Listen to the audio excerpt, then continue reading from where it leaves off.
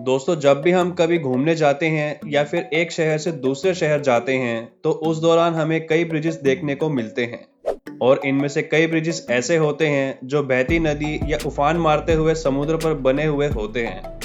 दोस्तों, क्या आप भी उन लोगों में से हैं जो किसी कमाल का इंजीनियरिंग मार्वल को देखकर ये सोचने पर मजबूर हो जाते हैं कि इंजीनियर्स ने ये मुमकिन कैसे कर दिखाया? अगर हाँ, तो पानी पर बने ये शानदार पुल तो आपका ध्यान पक्का ही खींचते होंगे। और ऐसे पुलों को देखकर आपके मन में ये सवाल तो जरूर आया होगा कि आखिर पानी के ऊपर ये पुल कैसे बनते हैं और कैसे कई चैलेंजेस को पार पाकर इन नायाब पुलों को बनाया जाता है। जानेंगे मिलकर आज की इस खास वीडियो में। लेकिन उससे पहले अगर आप हमारे चैनल पर नए आए हैं तो चैनल को सब्सक्राइब करके नोटिफिकेशन बेल को ऑन कर दें ताकि आपको आगे भी ऐसी अमेजिंग वीडियोस देखने को मिलती रहें। दोस्तों, हम सब ये तो जानते ही हैं कि पानी पर बने ये पुल हमारे जीवन का एक अहम हिस्सा है, क्योंकि अगर ये ब्रिज ना होते तो शायद कई शहर, गांव और कस्बे एक दूसरे से कटे ही रहते। इन पुलों की मदद से हम पानी के ऊपर से निकलकर ईंधन के साथ साथ समय की बचत भी कर लेते हैं, नहीं तो हमें काफी लंबा सफर तय करके जाना पड़ता। दुनिया भर में नदी पर बने कई ऐसे पुल हैं जो काफी फेमस है। इनमें से कुछ अपनी नायाब इंजीनियरिंग के लिए जाने जाते हैं तो कुछ अपने आकार के लिए और कुछ अपनी हिस्टोरिकल इंपॉर्टेंस के चलते। इंजीनियरिंग डिजाइन के आधार पर पानी पर बनने वाले ये पुल कई तरह के हो सकते हैं और ये पिलर पानी में इसलिए बनाए जाते हैं ताकि उससे ब्रिज को पूरी तरह से स्थित रखा जा सके। किसी भी ब्रिज का निर्माण जगह के आधार पर किया जाता है, क्योंकि एक ही तरह का ब्रिज सभी जगह बनाना बहुत ही मुश्किल है। इसीलिए ब्रिज भी जगह के आधार पर ही बनाए जाते हैं। आज हम ऐसे ही पुलों के प्रकार के बारे में जानेंगे जो ज्यादातर जगह बनाए जाते हैं।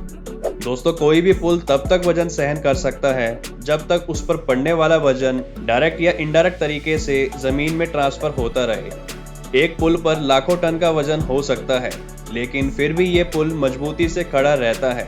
और ऐसा इसीलिए है क्योंकि इसका सारा वजन इन पिलर्स पर टिका रहता है, जिससे कि उस पुल को कोई नुकसान नहीं होता। ये वजन खंभों से होता हुआ जमीन में चला जाता है। लेकिन पानी पर बने किसी भी ब्रिज की सबसे बड़ी चुनौती उसका फाउंडेशन बनाना होता है। और कहा जाता है कि जितना पानी गहरा होता है, ये चैलेंज भी उतना ही बड़ा होता जाता है। इसीलिए इन ब्रिजेस का फाउंडेशन मजबूत होना बेहद ही जरूरी होता है, क्योंकि इन पिलर्स के दम पर ही पुल खड़ा रहता है। तो चलिए जानते हैं कि इन पिलर्स को बनाने की फाउंडेशन कैसे की जाती है। ऐसी तेज बहाव वाली नदियों के ऊपर पिलर खड़ा करने के लिए इंजीनियर्स सबसे पहले एक स्ट्रक्चर बनाते हैं जिसे कॉफर डैम कहा जाता है। और पिलर को बनाते समय पानी की मिनिमम और मैक्सिमम डेप्थ, पानी के बहने की स्पीड, पानी के नीचे की मिट्टी, पुल के वजन से लेकर पुल पर चलने वाले वाहनों के वजन तक सभी चीजों का बारीकियों से ध्यान रखा जाता है। इसके बाद पुल की नींव का स्ट्रक्चर तय किया जाता है, जो कभी सर्कल में होता है तो कभी स्क्वायर में।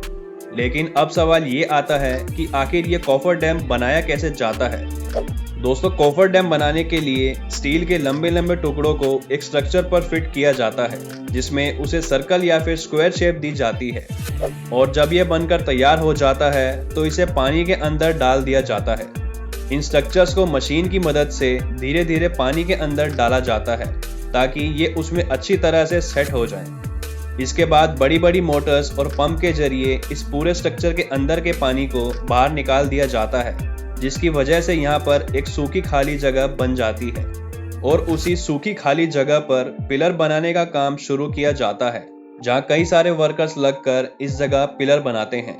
हालांकि इस तरह का काम हर जगह नहीं किया जा सकता, क्योंकि कई जगह पर पानी बहुत गहरा होता है, तो वहां पर ये कॉफर डैम बनाकर नहीं डाल सकते।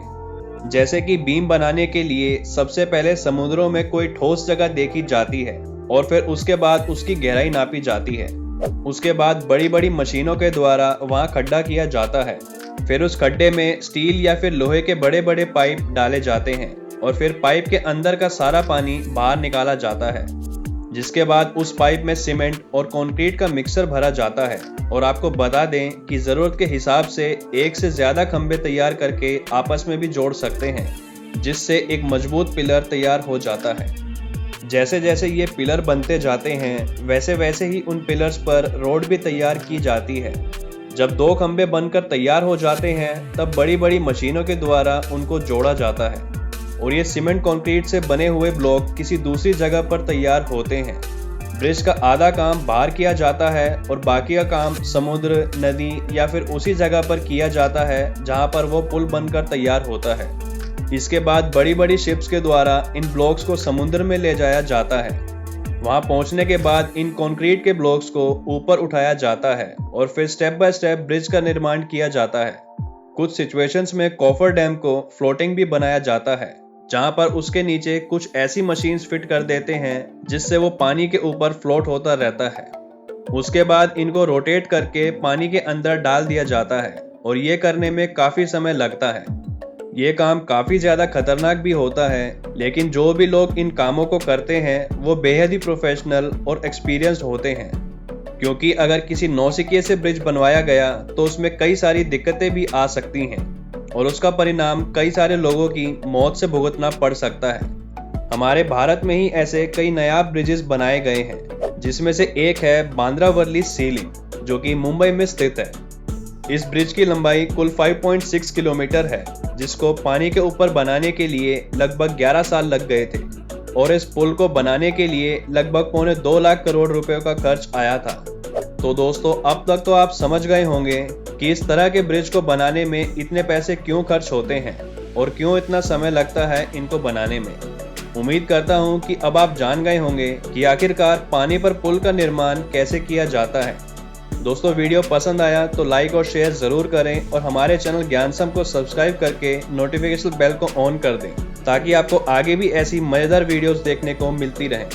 मिलते हैं फिर से एक और बेहतरीन वीडियो में। Till then, as always, keep learning and keep growing.